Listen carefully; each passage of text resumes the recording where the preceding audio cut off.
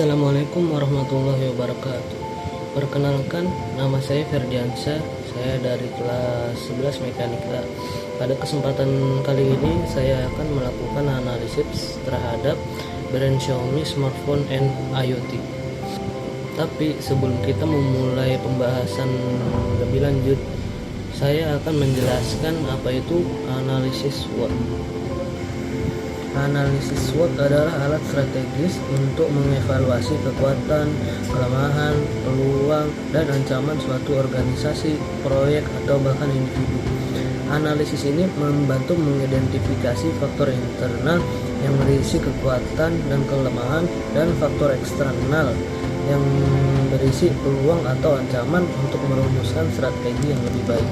Sebelum kita memulai pembahasan lebih lanjut lagi, mari kita mengidentifikasi perusahaan Xiaomi. Xiaomi adalah perusahaan teknologi Tiongkok yang berfokus pada smartphone dan smart hardware yang terhubung melalui platform IoT atau Internet of Things. Perusahaan ini didirikan pada tahun 2010 oleh Lei Jun. Perusahaan ini memiliki kantor pusat di Beijing dan dikenal karena menawarkan produk inovatif dengan harga yang terjangkau. Selain itu, Xiaomi adalah salah satu perusahaan termuda yang masuk daftar Fortune Global 500 dan memiliki misi untuk memungkinkan semua orang menikmati kehidupan yang lebih baik melalui teknologi yang inovatif. Selanjutnya, saya akan melanjutkan pembahasan internal faktor pada analisis kali ini. Yang pertama, strength atau kekuatan. Pertama, harga kompetitif. Xiaomi menawarkan smartphone dengan spesifikasi tinggi pada harga yang terjangkau, menjadikannya menarik bagi konsumen di pasar negara berkembang maupun maju. Yang kedua, inovasi produk. Xiaomi memiliki portofolio produk yang inovatif dengan smartphone yang dilengkapi fitur canggih dan komponen dari produsen ternama seperti Sony dan Snapdragon. Ekosistem IoT. Xiaomi berinvestasi dalam ekosistem Internet of Things dan perangkat rumah pintar seperti lampu, kamera, dan sebagainya yang memperluas jangkauan merek dan meningkatkan loyalitas pelanggan. Basis pelanggan loyal. Memiliki basis penggemar yang loyal melalui strategi pemasaran daring yang kuat dan community building.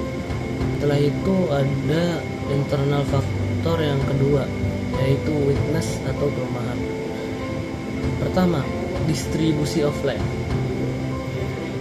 Jaringan distribusi fisik yang kurang kuat di beberapa wilayah yang menyebabkan keterbatasan akses bagi sebagian konsumen. Yang kedua, citra merek. Meskipun Xiaomi terus berkembang, citra mereknya masih belum sekuat merek-merek besar seperti Samsung atau Apple di beberapa pasar. Selanjutnya ada ketergantungan pada pasar Tiongkok. Xiaomi masih memiliki ketergantungan pada pasar pusatnya di Tiongkok. Selanjutnya yaitu isu kualitas. Beberapa model terkadang mendapatkan keluhan terkait kualitas, seperti masalah overheat pada beberapa produk. Selanjutnya yaitu kategori kedua, yaitu faktor eksternal yang berisi dua hal, yaitu opportunities atau peluang dan threat atau ancaman.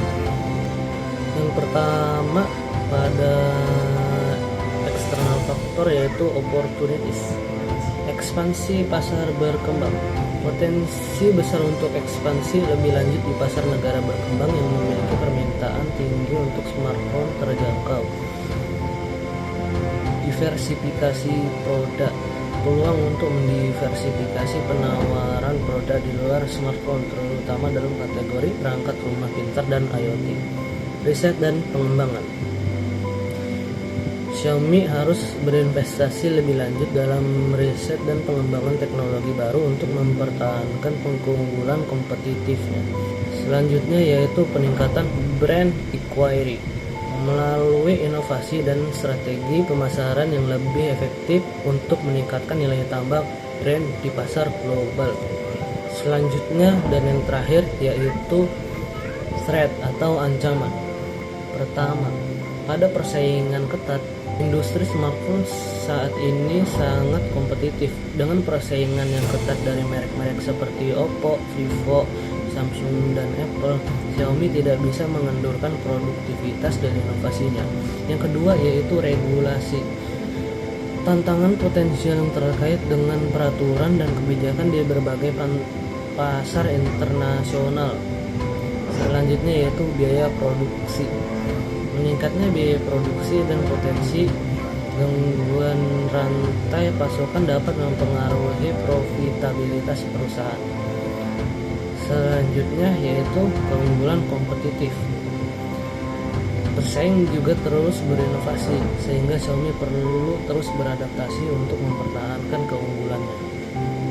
Jadi dari kesimpulan analisa saya, Xiaomi memang memiliki beberapa keunggulan pada aspek-aspek tertentu. Namun Xiaomi juga masih memiliki beberapa kekurangan yang harus ditangani dengan serius supaya Xiaomi bisa meningkatkan produktivitas, kualitas, dan inovasi pada produknya. Demikian, itulah apa yang bisa saya sampaikan pada kesempatan kali ini. Mohon maaf apabila ada salah kata atau berbicara. Sekian, wassalamualaikum warahmatullahi